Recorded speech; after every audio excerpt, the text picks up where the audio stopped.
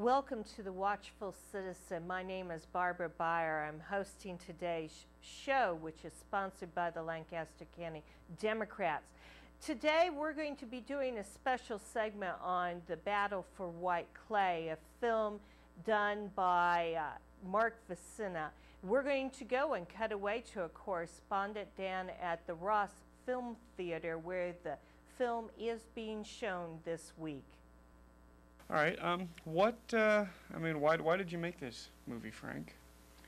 Well, I'll tell you, I didn't make it as something that just kind of happened to me.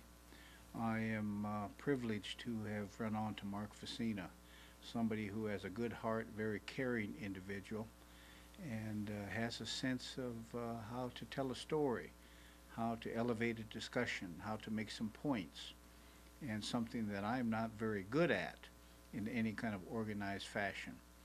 He saw an opportunity to talk a little bit about whiteclay, to educate others, and I just kind of happened into the frame, and I think some good things came from that.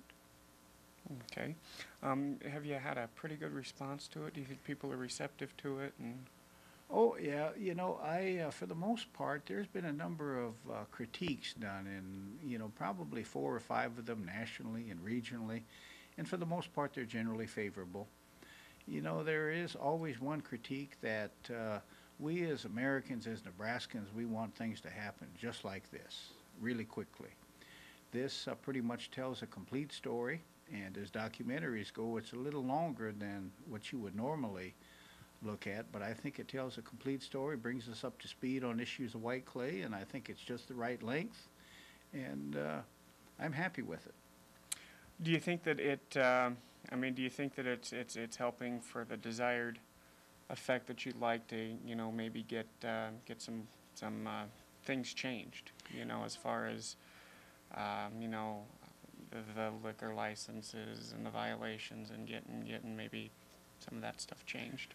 I think generally speaking, what we seek to do on issues of whiteclay right now, and even with the documentary, is to elevate the discussion, to educate, to set the table, to give people an opportunity to get involved, to speak their mind, and to perhaps even change things legislatively if they see fit. And that's what we're trying to put into place right now. It's just a good educational effort, elevate the discussion, see where it goes. There's a definite need for immediate change at whiteclay. It's been that way for a number of years. I'm growing frustrated. I'm growing tired. I think others probably are doing the same. And I think it's high time we come together and stop and understand and realize that Frank's not going away. I feel very strongly about the issues there, and we're going to live together. So we might as well get about sorting out a very complex issue. As Nebraskans and as Democrats, I think we can get it done. Okay. You'd mentioned that there was, perhaps in Omaha at Creighton, there was some students who were trying to get involved in the issue and maybe raise some awareness there. Do you kind of see maybe like some momentum gaining with that type of thing since the movie? I think people are taking heart. A number of students at Creighton Prep in Omaha, Nebraska, high school students have saw fit to begin an effort to talk with other high schools across the state, across the region, and to speak their mind. And even though they don't have a right to vote, they know people who vote. And I think it really speaks highly of some of our Nebraska young people who have a moral conscience and see a need to take their rightful place in trying to change things for the better in their community and in the state. It is very encouraging to me to see young people not just say, hey, I'm supportive, but to take a lead. And I'm pleased with Creighton, and let us see where it goes in their efforts in Omaha and across the state.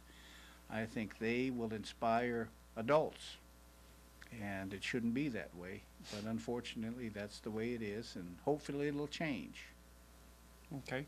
And you've said that you are doing viewings of this not just in Nebraska, but I think you said you're going to be in some other states. Have you had a favorable response outside of Nebraska to this? Interestingly enough, we have shown this in a number of states in the Midwest, and we will continue to do that along with showings in Nebraska. It is interesting to me that the reaction of Nebraska viewers of this documentary is different than the reaction of those who reside outside of the state. I think that we as Nebraskans, native and non-native, get a little bit defensive. I think people who view this from other places look and say, good God, what's going on over there?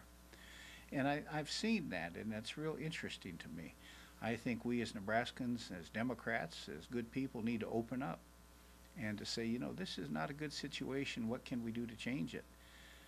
Others in Iowa, South Dakota, North Dakota, Colorado, who've seen it, they're taken aback by it, and they will tell you that. Here, we try to hide our emotions and turn our head and hope it goes away. It hasn't gone away in 10 years, and it won't go away in another 10 unless we get involved. So I would hope that Democrats, other partisans, other good Nebraskans take a look at it and try to find a solution that's fair, legal. We have always said all we want is for the state of Nebraska to carry out liquor laws effectively. That's the long and the short of it. We can talk philosophy, and we can discuss personal choice, and we can discuss personal responsibility, but it boils down to the fact that there are laws on the books, and I don't think Nebraska abides by those laws. I think we cater to the liquor industry in this state. I, as a Nebraskan, have a problem with that. Okay, well, I think that's about it. Thanks for Well, thank you Thank you for for giving me an being willing opportunity, and